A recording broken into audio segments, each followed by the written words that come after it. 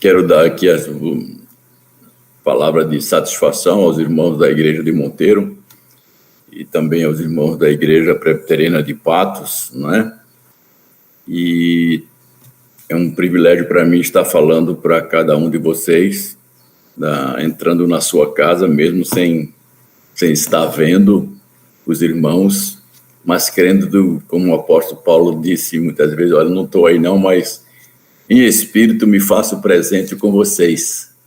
E concordo que juntos estamos agora em busca de termos instrução na palavra do Senhor e aprendamos com ela. Há um bom tempo, já umas 2 ou 3 décadas, que o Senhor tem trabalhado no meu coração para ministrar e ajudar de uma maneira mais particular a realidade das igrejas do interior do nosso Nordeste. Essa é a razão pela qual temos investido nosso tempo e ministério, não apenas estudando a realidade das igrejas e dos irmãos e das pessoas que moram no interior, mas também procurando capacitar obreiros e compartilhando com humildade o que aprendemos na palavra do Senhor, de como podemos modelar essa ação que diz respeito a esse contexto de tantos milhões de pessoas que vivem desse Nordeste brasileiro.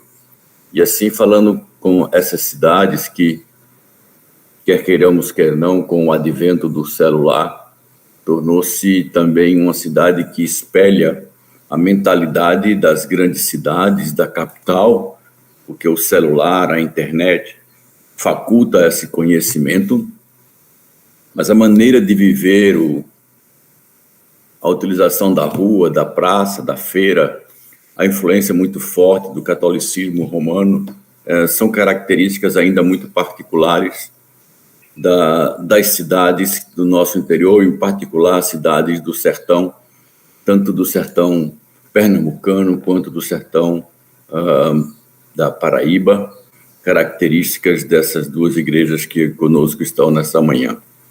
Mas não importa onde estejamos, irmãos queridos, nós estamos sempre debaixo da autoridade da palavra de Deus. E ela é viva, ela é eficaz, ela tem poder para trabalhar, para moldar, para nos fazer capacitados de anunciar as obras de Jesus Cristo. O pastor Altino, e com muita alegria nos convidou, e eu também estou bastante satisfeito de estar nesta manhã ministrando para os irmãos, me pediu para falar sobre igreja missional, e talvez a primeira coisa que eu preciso abordar nessa conversa que vamos ter é por que não igreja missionária e usarmos esse termo igreja missional. Por que surgiu esse termo? Então, antes de ir para a palavra de Deus, deixe-me fazer uma exposição rápida sobre essa definição, ou essa diferenciação dessas duas palavras. Particularmente, eu creio que isso aconteceu fruto de uma influência não ruim, mas que trouxe consequências que precisam ser reparadas, do século XIX, que ficou conhecido como o grande século das missões. Neste século, centenas de milhares de missionários foram enviados, na sua maioria pelos Estados Unidos e pela Inglaterra. 70% desses missionários foram enviados por esses dois países para a tarefa de pregar o evangelho em outros países, ou ficou chamado também de missões estrangeiras.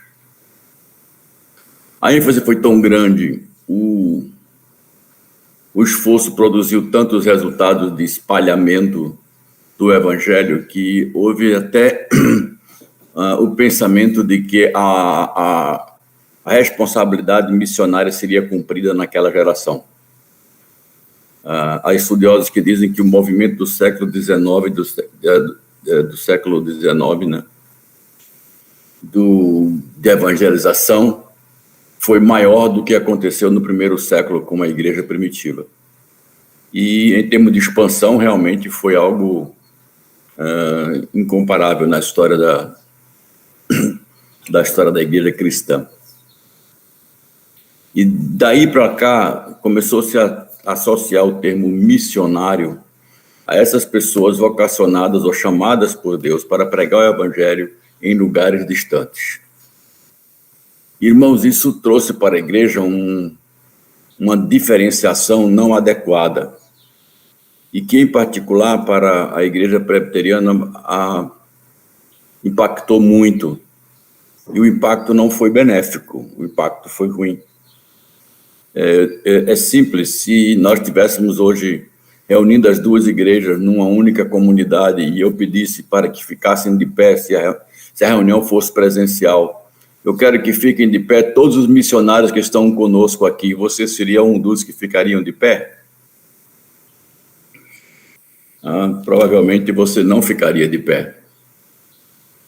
Por quê? Porque para nós o conceito de missionário parece que foi gravado na nossa mente que missionários são apenas aquelas pessoas vocacionadas ou chamadas, não gosto nem de usar essa palavra vocacionadas, essas pessoas orientadas e chamadas pelo Espírito Santo de Deus para pregarem o evangelho em lugares distantes e geralmente mantidas pela igreja. Então se tirou da definição que missionário são aquelas pessoas que fazem parte da igreja e têm no mundo a missão de ser testemunha e de anunciar a Cristo, perto, longe ou muito longe.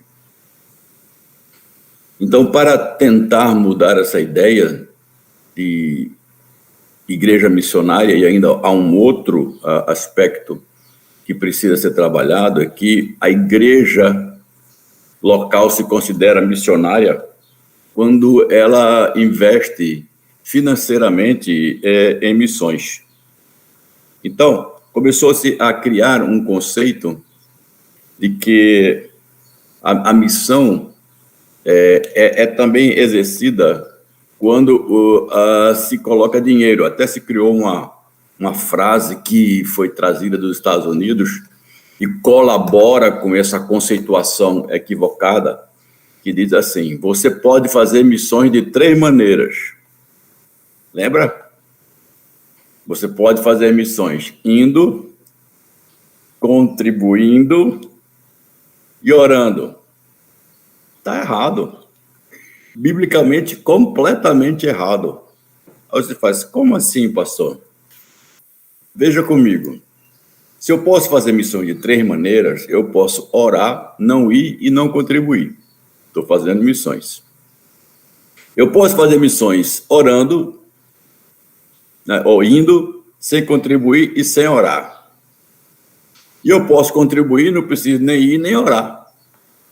E estou fazendo missão. Como? Eu acho que se o apóstolo Paulo tivesse devido, ele dizendo assim: quem vos ensinou essa coisa? Como é que vocês mudaram tão rápido do certo para o errado? É porque, meus irmãos, as escrituras não permitem que alguém diga que seja membro da igreja de Cristo e não seja um missionário enviado por Cristo ao mundo com uma missão. É impossível. Não tem como ser membro da igreja de Jesus Cristo e não se ver como responsável pela continuação da obra missionária. Jesus Cristo disse: assim como eu fui enviado ao mundo pelo Pai, eu também envio a vocês. A obra que era de Cristo agora é continuada por mim, por você, por igreja de Deus. Nós fomos chamados para isto. E daí surgiu, então, essa palavra missional, numa perspectiva de procurar corrigir esse erro de que toda a estrutura da igreja precisa ser missional. E eu vou fazer uma análise bíblica de um único versículo sobre esses aspectos para que você entenda. E antes vou dar um exemplo que eu costumo muito dar, né, que a gente possa entender. É porque às vezes nós não conseguimos acoplar as diversas atividades da igreja com a sua missão. E eu gosto de usar o exemplo nesse preâmbulo, para que você entenda o que eu vou fazer, a ideia de um trem e a ideia de um trilho, né? Você imagina um trem sem trilho, talvez seja a pior concepção de transporte que você possa imaginar. Pelo tamanho, pelo trem, pela impossibilidade de andar quando não tem trilho. Mas existe um outro lado que a gente não pensa, é construir trilho e não ter trem. Como a rede ferroviária do Brasil ficou assim jogada fora, tem trilho passando por tudo que é lugar e a gente pergunta, cadê o trem? Não tem trem. Então, trilho sem trem é desperdício e trem sem trilho é prejuízo. Então, a igreja é o trem que precisa passar pelos trilhos da teologia. E quando o trem está passando pelo trilho, a missão está sendo cumprida. Então, tanto precisamos de teologia para saber para onde vamos, eu digo que é impossível ter missiologia sem ter uma teologia boa ou ruim por trás, não tem como. E quanto é preciso a gente ter o trem que carrega essa mensagem, que leva essa mensagem de um lugar para outro, né? Então, nós vamos abrir nossas Bíblias, eu acho que é um texto que todos conhecem, de 1 Pedro, capítulo 2, versículo 9. E eu vou avaliar com vocês essa parte da Escritura. E quero que você acompanhe, mantenha sua Bíblia aberta, eu vou fazer algumas conexões e vai permitir você entender esse aspecto missional da igreja, né? O texto diz assim: vós, porém, sois raça eleita, sacerdócio real, nação santa, povo de propriedade exclusiva de Deus, a fim de proclamar as verdades daquele que vos chamou das trevas para a sua maravilhosa luz. Quero convidar você para orar mais uma vez. Vamos curvar nossas cabeças e vamos orar pedindo a Deus sabedoria, graça e iluminação do Espírito Santo de Deus. Senhor, dá-nos nesse momento uma atitude humilde diante da Tua presença, para compreendermos a grandeza, Senhor, e o tamanho da obra que o Senhor nos coloca na mão.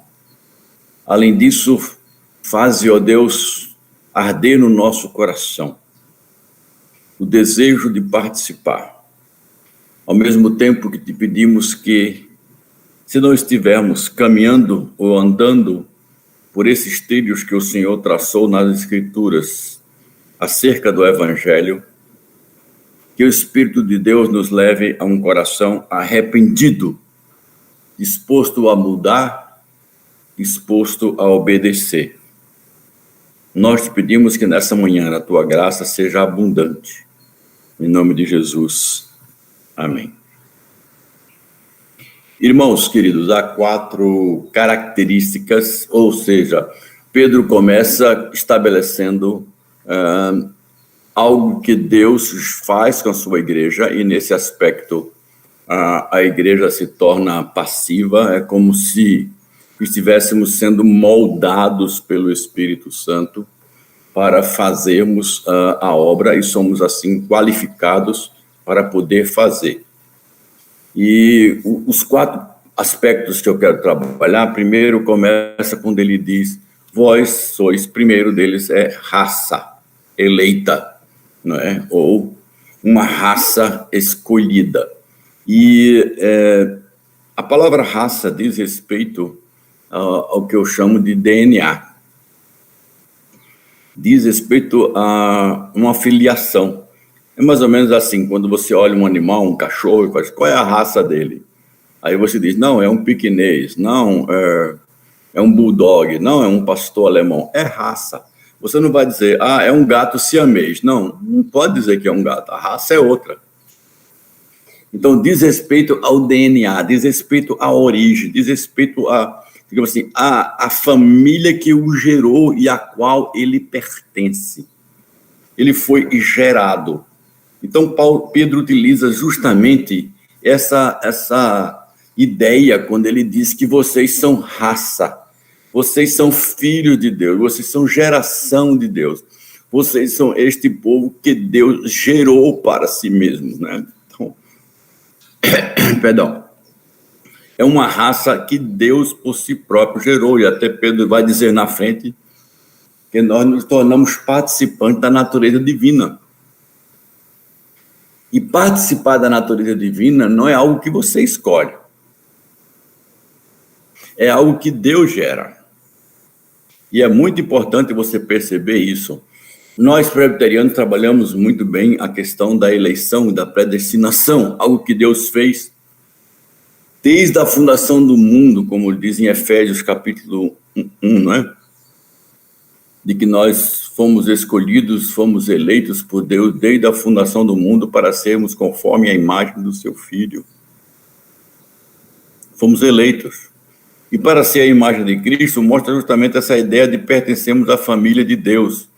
1 Pedro capítulo 1 diz: a todos quantos receberam, deu-lhes o poder de serem feitos filho de Deus. É um poder dado por Deus à igreja. E a eleição é algo que nós somos 100% pacífico, porque dentro da eleição está envolvido o contexto ou o conceito de adoção. Deus nos coloca de volta, transformando-nos, não simplesmente nos aproximando, mas nos colocando de volta na sua família. E Paulo usa a ideia de enxerto, aquele que corta um pedaço da planta, pega a outra, insere dentro daquele corte, amarra, e do futuro, aquele que foi amarrado se torna um galho da própria planta, nutrindo dela e dando frutos de acordo com ela. É nesse aspecto que nós somos escolhidos por Deus, somos eleitos por Deus e acoplados ou enxertados, recebidos dentro da família. Esse é o primeiro aspecto. É o aspecto que diz respeito à eleição. Então, eu não tenho tempo para aqui trabalhar mais esse aspecto, mas eu quero dizer para vocês que é muito importante entendermos teologicamente esses conceitos. Como eu disse, a teologia é o trilho pelo qual o trem vai passar. E se você não entender a teologia, você não entende a questão do trem que vai passar pelos trilhos, tá certo? Então, primeiro aspecto, nós somos raça, somos uma geração eleita, pertencemos a Deus e fomos escolhidos por Deus. O segundo termo, ou a segunda qualificação deste povo, Pedro fala que somos sacerdotes real, ou sacerdotes do rei. Pedro agora está lançando a mão do texto de Êxodo, capítulo 19, versículo 6, quando o povo havia saído do deserto, estava diante do monte, Moisés havia subido ao monte para receber as leis de Deus, e Deus disse para o povo: olha, essas são as palavras que você vai dizer ao povo de Israel, vai lá e diga. Que eles, exatamente, Pedro está citando o texto lá de Êxodo, capítulo 19, versículo 6. É uma citação dele, de que vocês são raça eleita, que vocês são sacerdotes do rei, ou um povo de sacerdotes. Quando a gente lê essa expressão sacerdotes real, a gente não entende bem o que significa. Então é preciso parar um pouquinho. Lá em Êxodo, Deus estava dizendo, Deus disse que o povo era uma nação de sacerdotes. Note, não é uma nação com sacerdotes. A nação inteira era uma nação sacerdotal. E aí você precisa saber o que é um sacerdote. Na verdade, o sacerdote é aquele que faz uma mediação, dizendo como Deus deve ser adorado, da maneira como nós devemos nos colocar diante dele, e ensinando o povo o que fazer para agradar a Deus. Então, esta função havia dentro de Israel os sacerdotes, e esses sacerdotes, eles eram parte do povo, e sendo parte do povo, eles eram como o povo e ensinando ao povo a maneira como viver e como agradar a Deus. Eles eram tão iguais ao povo que antes de oferecer o sacrifício pelo povo, ele tinha que oferecer o sacrifício por ele mesmo. Então, eles eram esses ministradores de um povo que não conheciam adequadamente a Deus, a lei de Deus, a orientação de Deus, e entenda a lei como vontade de Deus, e os sacerdotes ensinavam ao povo como adorar a Deus. Na perspectiva de um povo sacerdotal, Israel tinha a responsabilidade de ser esse modelo para as demais nações. E aí você vai entender a nação sacerdotal. Ou seja, os povos que eram idólatras, que não conheciam o Senhor nosso Deus, deveriam olhar para Israel e entender como adorar a Deus e por que adorar a Deus e as suas maravilhas. Olhando para Israel, como eles adoravam, como eles serviam e como eles proclamavam as maravilhas do Senhor, as nações deviam olhar e dizer assim, é assim que o Senhor deve ser adorado. Era isso que Israel deveria fazer. E é por isso que Deus disse à nação de Israel, vocês não vão fazer como aquelas nações que eu estou expulsando diante de vocês agora. A razão pela qual as nações foram expulsas de Canaã era por causa da idolatria, das maldades, das perversidades que faziam e que os seus deuses, segundo eles, aprovavam e requeriam, como sacrifícios humanos, como prostituição e outras mais. Na verdade, irmãos, os sacerdotes deveriam servir como uma espécie de modelo a ser duplicado pelo povo. Pedro está usando esse termo aqui, falando justamente de uma doutrina que foi resgatada pela Reforma Protestante do século XVI, que é a doutrina do sacerdócio universal de todos os santos. Ou seja, o pastor Altino não tem acessos especiais a Deus. A oração dele não tem mais poder do que a sua. Embora tem muitos crentes que pensem nisso, né? Quando eu estou doente, você quer a oração do diácono ou do pastor Altino? Do pastor, né? Porque Deus ouve mais o pastor do que o diácono, né? Engano seu, engano seu. A Bíblia fala que muito pode a oração de um justo. E às vezes, se o pastor não está andando segundo o homem de Deus, é melhor a oração do membro da igreja do que a oração daquele pastor. Então, irmão, mas nós ainda temos um pouquinho, de uma maneira errada, essa ideia de que o pastor tem acessos especiais a Deus. Ele tem uma função diferenciada nas Escrituras, através da igreja. Ou seja, a Bíblia diz que a função pastoral dá responsabilidades de cuidar, de pastorear, de ensinar, de ministrar, juntamente com os presbíteros da igreja, a vida espiritual da igreja. Mas esses homens não têm acesso especial a Deus. Todos nós, Deus não faz acepção de pessoas, nem judeu, nem grego, nem bárbaro, nem homem, nem mulher, nem presbítero, nem pastor. Cada um dará conta da sua responsabilidade de ministério, mas os acessos a Deus, não. E a mesma coisa que a Bíblia está falando aqui, quando diz que nós somos sacerdotes do rei, está falando que todos, e Pedro está escrevendo essa carta, não é para pastores, é para todos os membros da igreja daquela época, e vale para nós. Vocês são sacerdotes, vocês são responsáveis de mostrar para Deus, de fazer Deus conhecido, assim como Jesus Cristo fez. Irmãos, nós temos a responsabilidade de continuar a obra de Jesus Cristo. E como o povo daquela época não conhecia qual era a mensagem divina, o que é que Deus queria, assim também o povo de Deus hoje é responsável de mostrar a verdade do Evangelho para aqueles que não conhecem. E é nesse aspecto que nós somos sacerdotais. E aí vem uma aplicação séria e forte para o dia de hoje. Os meus vizinhos estão vendo mais ou conhecendo mais a Cristo pelo que eu digo, pelo que eu faço, pelo que eu vivo?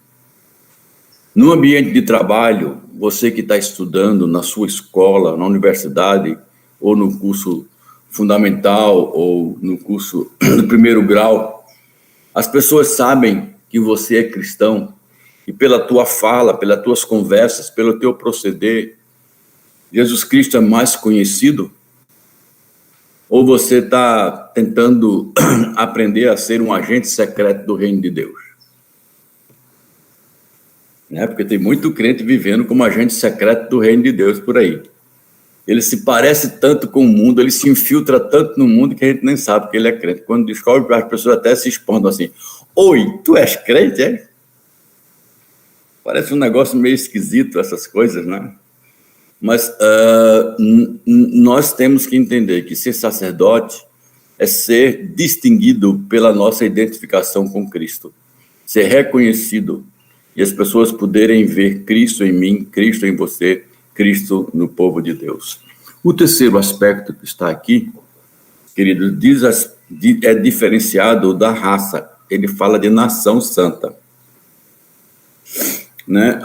A ideia de nação e de santificação são dois pontos importantes. Nação, na verdade, agora, ele consiste por povo, né, soberania e território.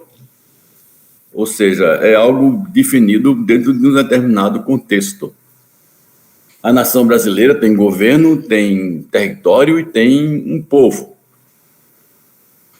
E ser nação, eu posso fazer parte de uma nação hoje, amanhã eu posso fazer parte de outra nação, posso até mudar de cidadania e me naturalizar, vamos supor assim, argentino, não é uma boa ideia. Mas daqui para frente a minha nação seria a Argentina. Então, a Bíblia está falando agora aqui, ao falar de nação santa, está falando de um povo que Deus governa, que é visível, mas é um povo separado de santificação. Ou seja, para mim, Deus está olhando e está falando dessa realidade muito direta que é a sua igreja no mundo visível e perceptível pelo todo como coletividade.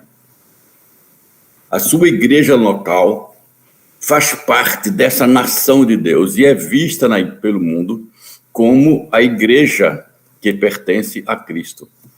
Mas às vezes nós nos fechamos tanto, nós trabalhamos tanto para dentro de nós que não fazemos diferença nenhuma.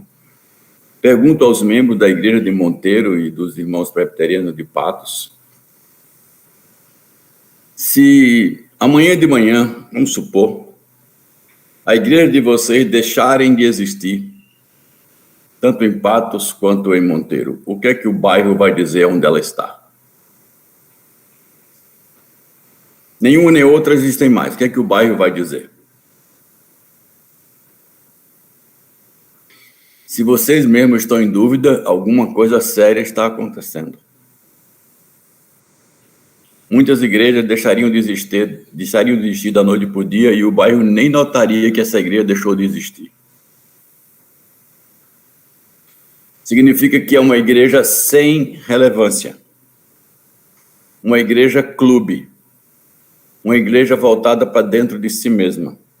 Onde a presença onde ela está não é sal, não é luz. Não faz diferença.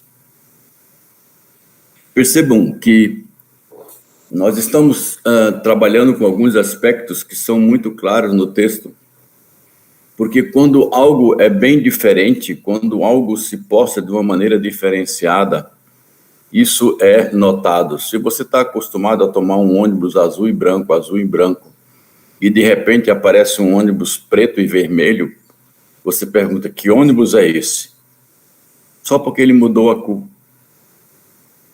Então, a ideia de nação santa traz a ideia de nação diferenciada, porque neste mundo, quando você passa a viver segundo a vontade de Deus, não tem como você não ser diferente. É impossível você ser santificado para Deus, dedicado ao Senhor, e não ser diferente do que a maioria das pessoas fazem.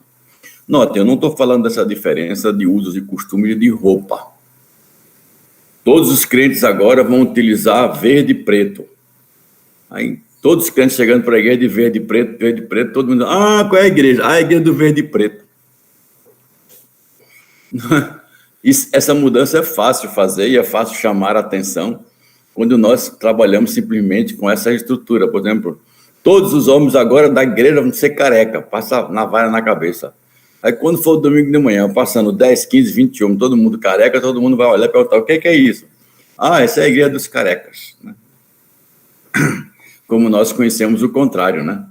Igreja cujas mulheres têm que ter os cabelos longos que não cortam e são identificadas pelas vestimentas e pelas roupas. Bom, esse exterior não quer dizer muita coisa não, irmãos.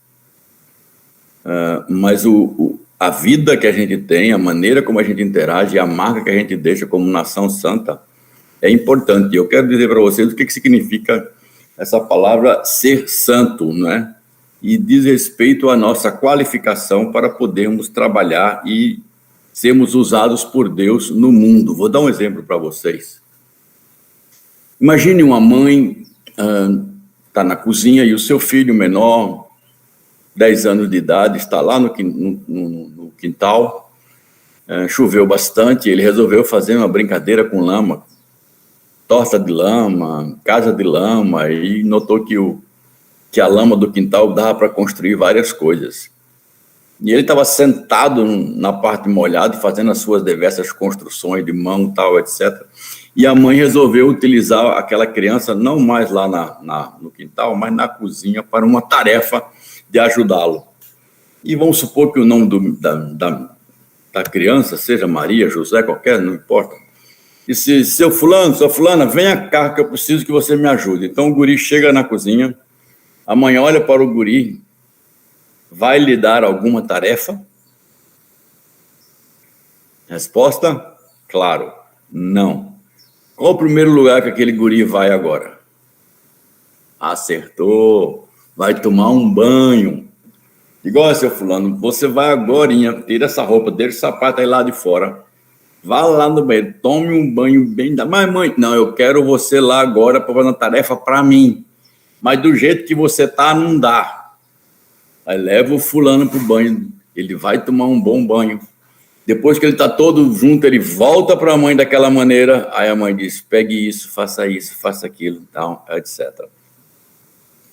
Essa é a ideia de nação santa. A santificação, queridos, pode ser resumida como aproximar-se de Deus e se afastar do pecado. À medida que eu me aproximo de Deus e me afasto do pecado, à medida que eu deixo de ter na minha vida a lama do pecado, eu posso ser utilizado por Deus nas tarefas que Ele quer.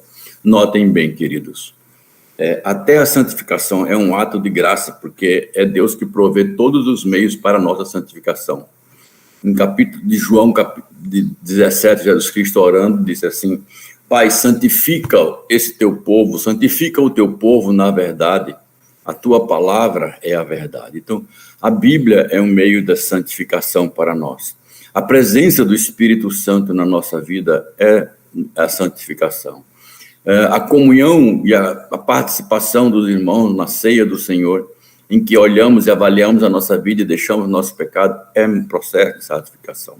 O arrependimento de erros que cometemos e a busca de criar hábitos que agradam a Deus é um processo de santificação.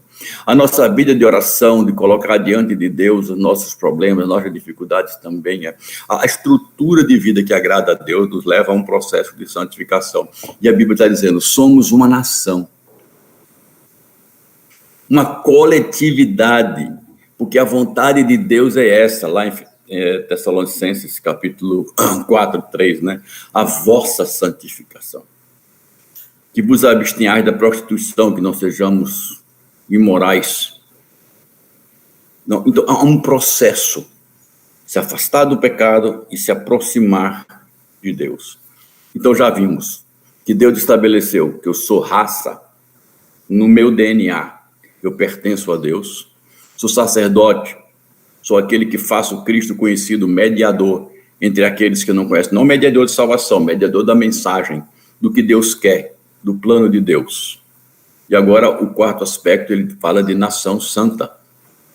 De povo que não vive na prática do pecado, mas que se afasta do pecado e começa a viver da maneira que parece com Cristo. Até os cristãos do primeiro século receberam esse nome cristãos, que significa pequenos cristos. É a prática do que Paulo disse, sejamos, pois, imitadores de Cristo, como filhos amados. Em Efésios capítulo 5 fala sobre isso. Imitar a Cristo. E por fim, irmãos, a quarta característica para podermos fazer o fecho e trabalharmos sobre o que é missão, a igreja missional, é a ideia de povo de propriedade exclusiva de Deus. Fala de dois aspectos aqui agora. O primeiro diz respeito ao que Cristo comprou na cruz.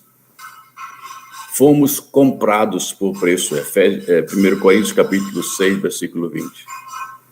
Fomos comprados por preço. Glorificai, pois, a Deus no vosso corpo. Fomos comprados. Cristo pagou com seu sangue na cruz o preço que nós deveríamos ter. Quanto precioso o ser humano é para Cristo decidir ir à cruz por mim, por você, pela igreja. E quando se compra alguma coisa, esse é o segundo aspecto, essa coisa se torna propriedade de quem compra. E aí você vai entender a postura de Deus sendo o Senhor da igreja.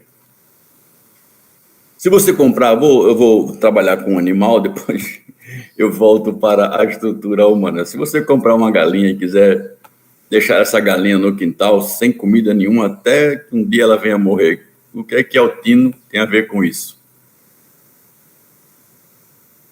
Se você cria um cachorro e alimenta ele com sorvete, com doce, etc., ele fica tão gordo que não pode andar, um belo dia ele morre de um ataque cardíaco. O que é que altino tem a ver com isso? Aí você pode dizer, ele não tem nada a ver, no máximo que ele pode fazer é comentar, mas o cachorro é meu, a galinha é minha, eu faço o que eu quero. Se você compra um celular de última geração, pagou aí por um iPhone de, sei lá, 5, 4 mil reais, bota ele na gaveta e nunca usa. O que é que há de ter a ver com isso?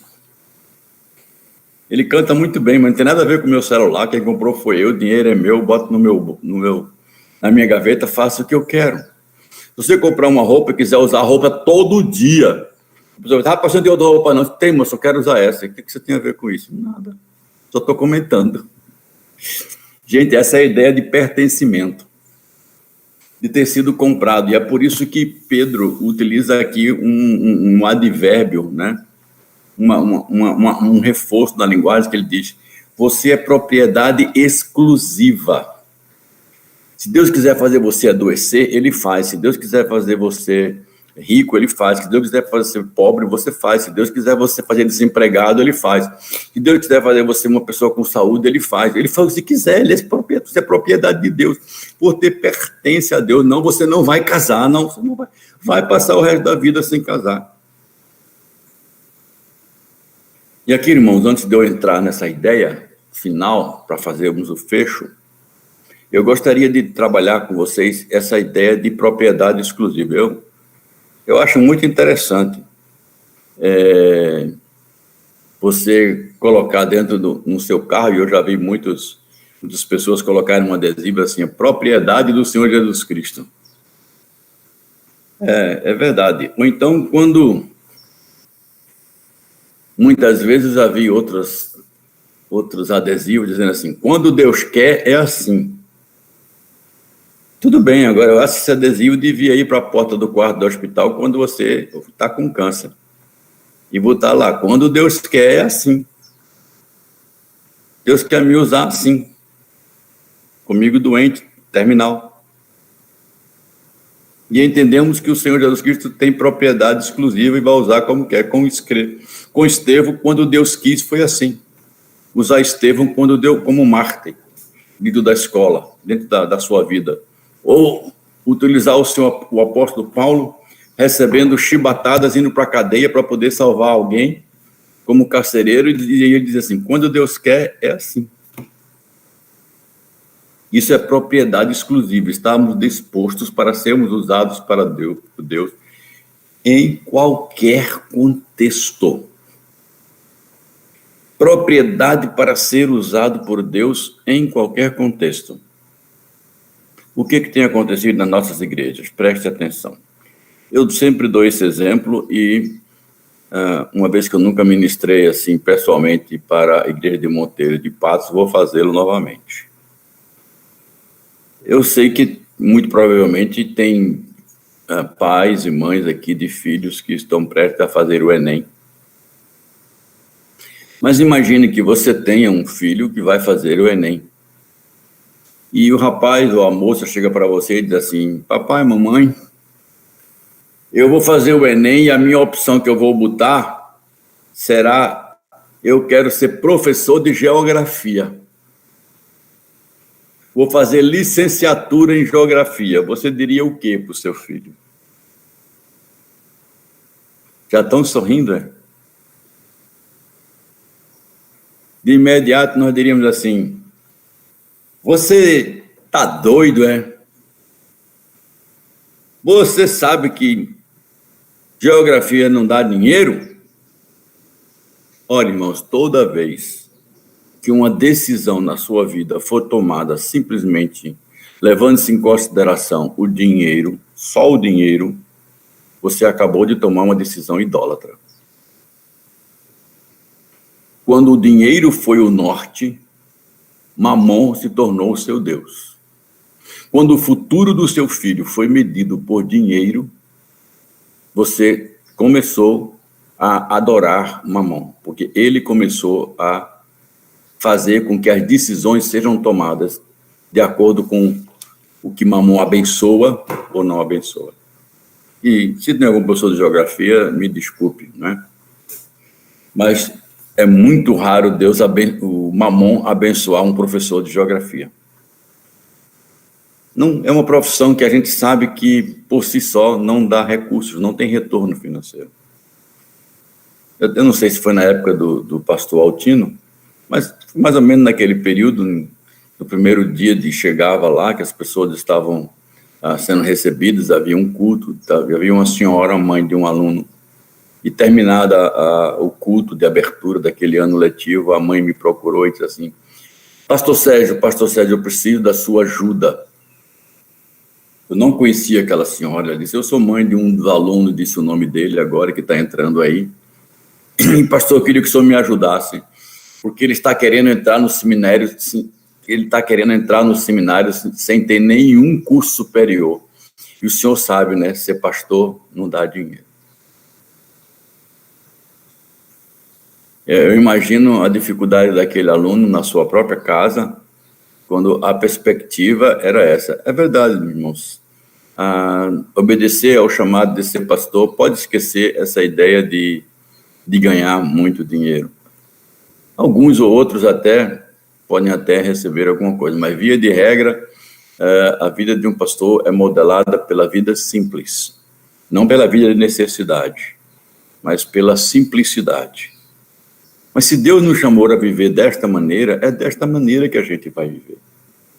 Ou seja, os pais crentes do século XXI, em particular da nossa igreja presbiteriana, não mais modelam e ensinam seus filhos para serem para a glória de Deus no futuro, mas para serem um sucesso financeiro e acadêmico no mundo em que vivem. E é mais ou menos como se os pais dissessem assim: minha função como pai crente diante de Deus é educar os meus filhos a serem bem educados e conseguirem uma profissão e poderem comprar a sua casa e viverem tranquilamente. Onde é que vai esse povo de propriedade exclusiva de Deus? E Deus diz assim: quero o teu filho para trabalhar numa profissão que não vai render dinheiro, mas é lá que eu vou usá-lo. A resposta minha e sua como pai deveria chegar para o filho e dizer o seguinte: filho, filha, você tem certeza de que é o Espírito Santo de Deus que está te chamando para esta profissão?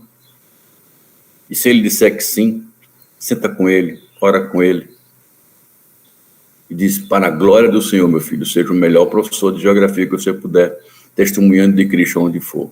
Vai em frente. Mas nós temos medo disso, de que Deus seja o provedor, de que Deus, que é aquele que a propriedade exclusiva vai manter pela sua palavra e pelo seu poder, aquele a que chama para missões perto, longe ou muito longe. Então, agora eu estou fechando o cerco, o círculo é melhor, desses 4 aspectos de raça eleita, sacerdotes escolhidos para mediarem para ser conhecidos do Cristo, dessa nação, desse povo organizado em torno de uma comunidade, de uma igreja, que mostra pelas suas ações, pela sua palavra, o que é adorar e ter recebido de Deus a responsabilidade de imitar a Cristo. E essa 4ª e última ideia da dedicação exclusiva, da propriedade exclusiva de Deus, fazer como quer, quando quer, a quem quer. E agora, irmãos, é muito importante se voltar para o texto bíblico, porque nós sabemos muito bem essas 4 primeiras necessidades que se encontram como um reflexo de Êxodo 16:6 e Deuteronômio 7:6, perdão. Gravar Êxodo 19:6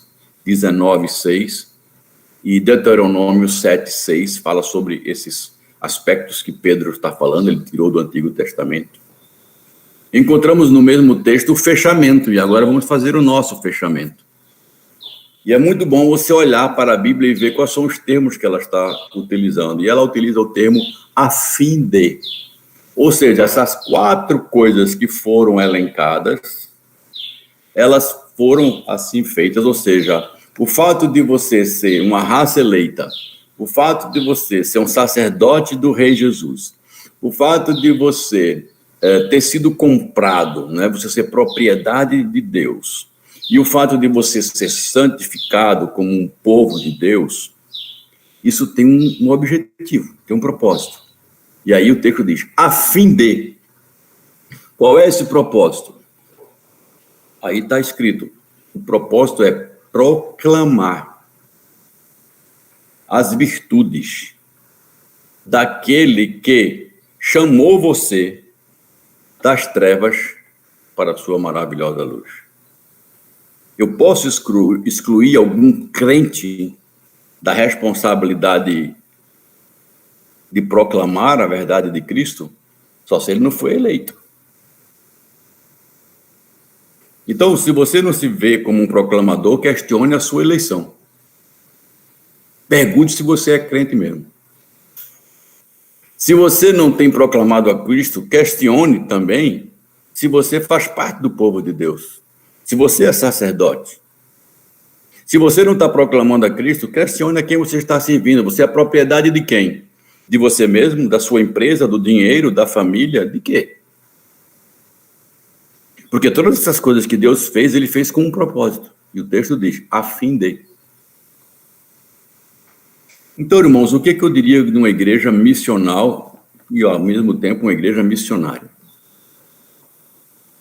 É aquela que está envolvida com toda a sua membresia, da liderança aos membros, nessa tarefa de fazer Cristo conhecido ao mundo, através das minhas ações, coletivas e individuais, através das minhas palavras, coletivas ou através da igreja, coletivas através da igreja ou individualmente onde eu moro, através do meu testemunho, tanto pela igreja quanto por mim mesmo.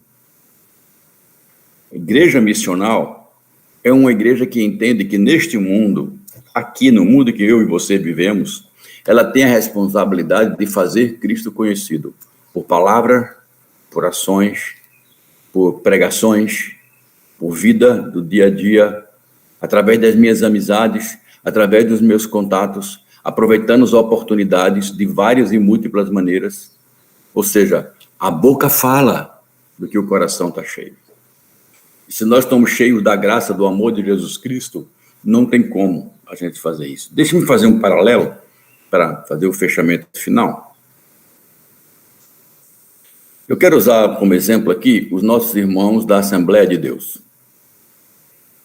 Sente junto de um irmão da Assembleia de Deus, vou ser bem prático, por 3 minutos. Por 3 minutos, sente junto de um irmão da Assembleia de Deus e deixe conversar alguma coisa. O que você acha que vai acontecer?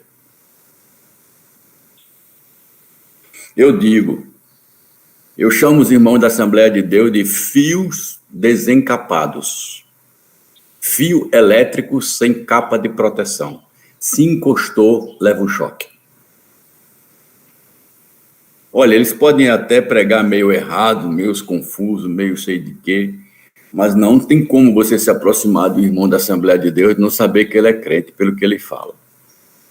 E se estiver na fila para receber o auxílio emergencial, ele vai dizer assim: estou na prova, irmão, Deus está me dando uma prova, está difícil, mas Deus é bom, misericordioso, eu estou aqui, ó, esses R$300 que eu vou receber agora vai ser uma bênção, irmão, é uma bênção de Deus é bom, a prova é grande. Eu fico pensando um crente na fila da emergência, ou da fila da Caixa Econômica para receber o emergencial. A desgraça. Só R$300, vai dar para nada. O que é que a gente faz, né? Com esse governo que só está dando R$300. Poxa vida, agora não deixa de trabalhar, não pode fazer. Cadê Deus na tua vida? Cadê tua propriedade? Aquele que é a tua propriedade. Cadê? Cadê o sacerdote? Entender que Deus está fazendo você passar por aí para fazer outras coisas. Deus tem me disciplinado, tem me moldado muito para isso, as perdas que eu tenho tido de não entender isso aqui. O mais recente que eu tive pedir permissão a Deus foi um moço que se aproximou de mim, queria falar comigo do lado de fora com uma máscara, eu não sabia quem que era, não baixei o vidro. E do outro lado do carro, ele bateu no outro carro que estava ao lado estacionado. A mulher abriu o vidro, falou com ele, abriu o porta-mala e deu um pacotezinho de biscoito para ele. Aí me bateu uma crise. Diga, essa pessoa, não sei se é crente ou não, abriu e falou, e eu fiquei com medo dele. O rapaz saiu, se encostou num poste e aquele negócio ficou me comendo. E eu disse, não, eu vou ter que fazer alguma coisa. Aí eu abri o vidro, chamei o rapaz, vem cá. Ele veio. Aí ele chegou perto de mim e disse, olha, eu bati aqui, eu não queria dinheiro, não. Eu quero que o senhor me dê comida. Me dê qualquer comida, porque na minha casa, essa mulher que me deu esse pacote aqui, ó, meteu a mão no bolso, mostrou, mas eu sou diabético, eu não posso comer esse biscoito, não. Eu quero que me dê assim, ó, arroz, um ovo, para levar para casa. Nesse mesmo momento, a minha esposa chegou da loja, eu disse, vá com ele, estávamos perto do supermercado, faça uma compra para esse rapaz. Aí ela olhou para mim, disse, é isso mesmo que você quer? Eu disse, é isso mesmo que eu quero. Ela foi, fez a compra para aquele rapaz, ainda deu um complemento do dinheiro, ele pegou aqui em Gravatá, onde eu estou residindo, tem os chamados mototáxi, completou o mototáxi. Faça aí a conclusão. Todas as coisas cooperam para o bem daqueles que amam a Deus. Então essa mensagem veio justamente onde eu queria. Né? Tudo que eu tenho, tudo que você tem, na verdade, eu até um uso inadequado, tudo que está comigo, né? Tudo que está na minha mão pertence a Deus, ele não saiu da posse de Deus, Deus me concedeu o direito de uso. E eu, concluindo aquela ideia de que a gente, às vezes, perde o conceito de sermos raça eleita, sacerdotes do rei, santificados para Deus e propriedade deles, a fim de proclamar, é que eu providenciei para a vida material daquela criança ou daquele jovem algo que supriria suas necessidades, mas a minha esposa disse assim, a gente poderia ter levado ele em casa. Quando ela disse isso, eu estava na minha mente assim, você perdeu uma excelente oportunidade de falar para ele e para a família dele. Irmãos, como nós não estamos antenados, como nós não estamos conectados, que tudo que nós fazemos na vida, até quando batemos o nosso carro e falamos com alguém, temos uma oportunidade. Quando estamos na fila esperando alguma coisa, temos uma oportunidade. Quando sentamos com alguém perto de um veículo coletivo, temos uma oportunidade. Quando conversamos com o vizinho, temos uma oportunidade. Quando estamos no trabalho, temos uma oportunidade. Quando estamos na escola, a vida tem N oportunidade para a gente proclamar as virtudes. Igreja missional, ela supre as necessidades espirituais e capacita os seus membros para aproveitarem essas oportunidades, como o apóstolo Paulo disse no livro de Colossenses, quando estiverem com os incrédulos, aproveitai as oportunidades. Nas palavras da linguagem revista atualizada, aproveitai as oportunidades para os que são de fora da igreja. Aproveite esses momentos. Isso é igreja missional. É entender que neste mundo ela tem uma missão, mas para isso ela precisa ser treinada para essa missão. E aí vem a responsabilidade da liderança, de estar notando que todas as coisas que a igreja faz é treinar, capacitar, louvar, adorar a Deus para que a igreja cumpra a sua missão. Deixe-me terminar com um exemplo. Nós trabalhamos, incluindo, vamos supor, as horas de deslocamento, geralmente de 8 a 10 horas todo dia. Seria adequado, seria razoável dizer que eu vivo para trabalhar? Resposta, não.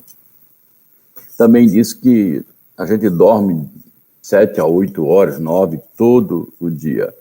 Nós vivemos para dormir um terço da vida? Esse é o nosso propósito de vida?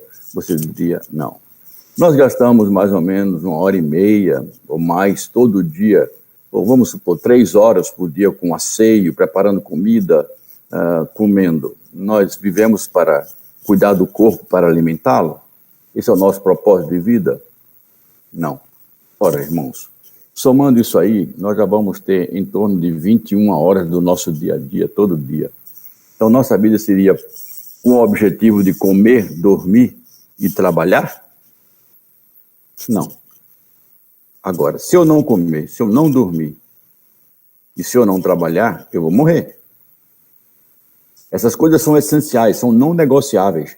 Mas notem, o fato delas serem essenciais, não negociáveis e produzirem a minha morte, se eu não as praticarem, não as torna o propósito da minha vida. Assim, doutrina na igreja não é o propósito. A comunhão da igreja não é o propósito. Aprender a ler a Bíblia e orar e estudá-la não é o propósito. São meios indispensáveis. Sem ele, eu morro, espiritualmente falando. Essas coisas sustentam o meu propósito. Qual é o nosso propósito? Adorar a Deus e ser obediente à sua vontade, assim na terra, como ela, fazer na terra do mesmo jeito que ela é feita no céu. Então, fazemos a vontade de Deus, e a vontade de Deus é esta, está aqui, a fim de proclamarmos. Então, enquanto trabalhamos, proclamamos. Quando comemos, também proclamamos. Quando até estamos descansando, devemos proclamar. No nosso lazer, proclamar. E há estruturas que sustentam, ou que dão sustentação a esta ação missional. Ou seja, a estrutura da igreja provê a necessidade que nós temos espiritual de treinamento, de ajuda, de comunhão, de sustento, de apoio e de intercessão uns pelos outros e muito mais de doutrina para que a igreja cumpra a sua missão de ser testemunha, de anunciar as boas obras, as grandes coisas que Deus fez e Ele nos chamou das trevas para a sua maravilhosa luz. Esta é uma igreja missional. E é isso que precisa ser trabalhado. Pregação, ensino, comunhão, minha vida de oração, minha vida de testemunho, o estudo da Bíblia, tudo isso é essencial. Sem ela, espiritualmente, eu vou adoecer e morrer. Mas a minha missão neste mundo, nesta vida, é proclamar, anunciar, por palavras e ações, as boas obras, as grandes obras de Cristo, que me tirou das trevas para a sua maravilhosa luz. Que Deus abençoe você. Espero que essa mensagem pelo Espírito tenha impactado seu coração e levado você a repensar a necessidade de ser testemunha de Cristo no mundo. Deus abençoe cada um, irmão. Pastor Altino. Amém, reverendo.